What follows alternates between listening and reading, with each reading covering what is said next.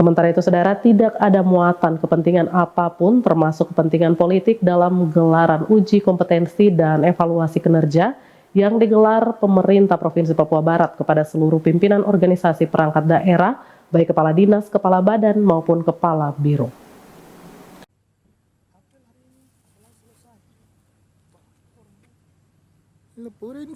Demikian disampaikan penjabat Sekda di ruang kerjanya saat menggelar jumpa pers dengan para wartawan terkait dinamika pro dan kontra yang berkembang di masyarakat mengenai kebijakan Pemprov Papua Barat menggelar evaluasi kinerja dan uji kompetensi bagi para kepala dinas, badan dan kepala biro di lingkup Pemprov Papua Barat. Dan Cisangkek mengatakan uji kompetensi dan evaluasi kinerja mutlak dilaksanakan sebagai bentuk manajemen organisasi modern yang hidup dan dinamis. Menurutnya, ada beberapa alasan dilakukan kedua hal tersebut, diantaranya untuk mengetahui sejauh mana capaian prestasi yang diraih saat memimpin situasi OPD. Jabatan pada sebuah OPD bukan merupakan hak mutlak seorang ASN, namun merupakan kepercayaan pimpinan kepada yang bersangkutan karena dinilai mampu dan layak serta memenuhi syarat aturan. Penentuan ASN menduduki suatu jabatan eselon 2 atau pimpinan tertinggi pratama adalah gubernur selaku penjabat pembina kepegawaian.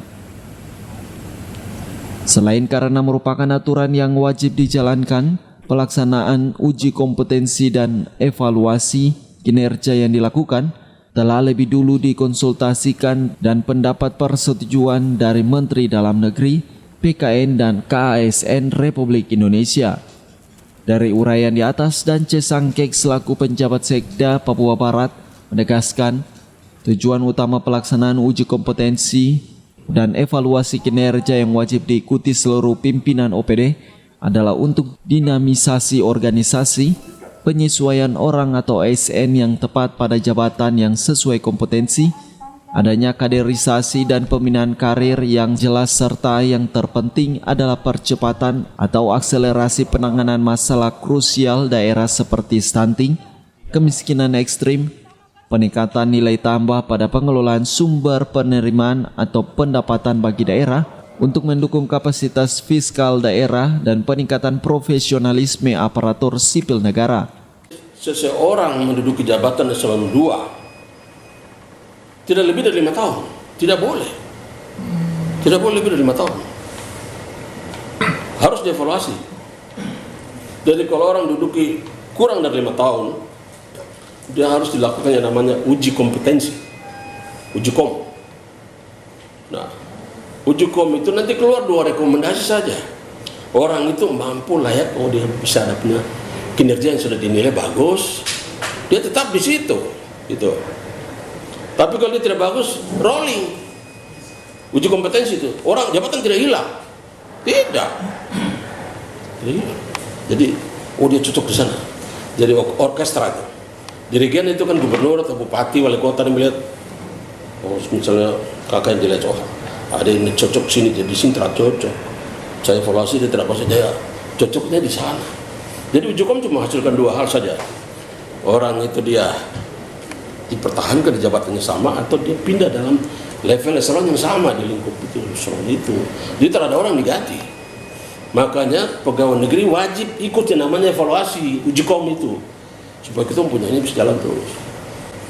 Nah, sedangkan nanti saya melihat das 5 tahun harus diganti orang. Tapi di evaluasi kinerja, kalau uji kom di bawah, uji kompetensi itu di bawah 5 tahun, evaluasi jabatan itu yang di atas 5 tahun. Nanti rekomendasi juga ada. Orang itu harus diganti, pindah gitu. Jadi tidak boleh lebih dari 5 tahun. Sama saja gubernur, bupati, wali kota. Sudah kasih 5 tahun sudah. Adapun jabatan yang telah melaksanakan evaluasi kinerja berjumlah 13 jabatan. Sedangkan yang mengikuti uji kompetensi sebanyak 18 jabatan.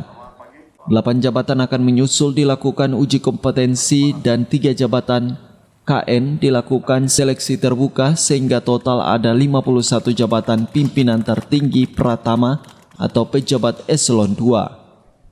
Ari Armstrong Biro Manokwari, CWM Channel. Terima kasih banyak. Sekarang sedang di